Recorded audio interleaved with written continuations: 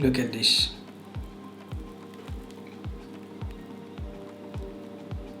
Ooh. You know, this is going to be amazing.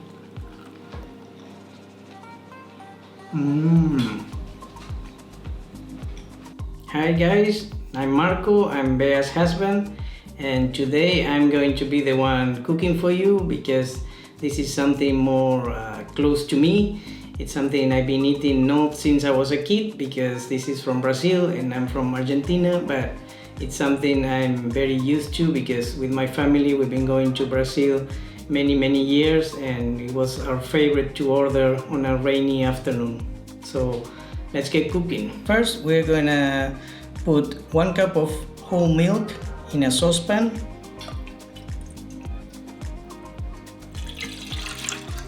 Together with half cup of oil. In my case I'm using extra virgin olive oil, but you can use any oil you want. We are also going to add 1 teaspoon of salt. And now we're going to heat this until it boils. When you see it's bubbling like this, you can turn off the heat. So for the flour, what we will use is this, what is called in Brazil polvilho doce, which is a sweet tapioca starch. It's also known as manioc, cassava, yuca. It has many different names. So we will put all this back, which is 500 grams or 4 cups.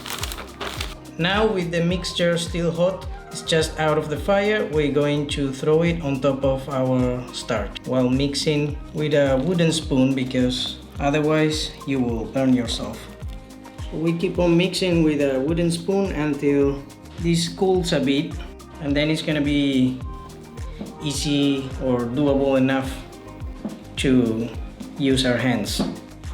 So once everything is incorporated like this, we're gonna continue with the rest of the ingredients. So for this recipe, we're going to use 3 large eggs.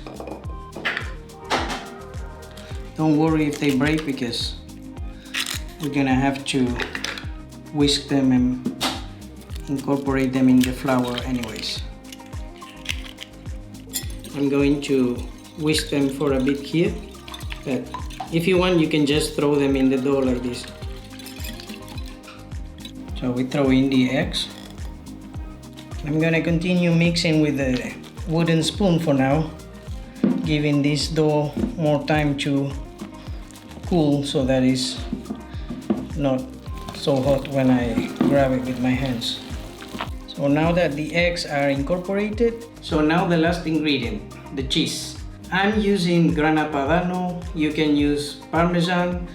In the authentic recipe they use Minas cheese, but I don't have access of that type of cheese here in Spain or in Argentina, so any sharp cheese like parmesan or grana padano, even cheddar could work. So in total we're gonna use 2.5 cups, and make sure it's coarsely grated, not very fine like powder, because you want to see those pieces of melted cheese in each of the breads. At this point, this is cold enough for me to use my hands, and I prefer that. So just knead this until all the cheese is incorporated in the dough and you get a sticky dough. This dough is going to be a bit sticky, but it's not liquid. As you can see, it's not gonna be liquid, but it will be sticky. My dough is already not as sticky as before. It's more manageable because as time passes, it gets drier. So we're going to grab, like, to make 1-inch balls. We roll them and then we put them on a tray with parchment paper, and we will separate them 1 inch from each other.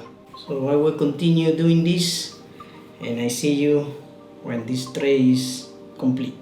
And now I'm gonna take this to the oven that I already preheated at 400 Fahrenheit, and here they're ready after 25 minutes in the oven. I'm going to try one for you, even though it's very hot, but I will risk my life for you. Oh, it's really too hot. Look at this.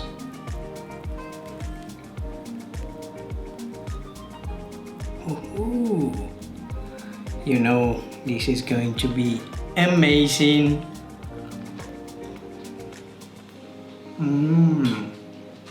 If you like this type of cheesy breads, next I suggest you go and watch our roti canai with cheese.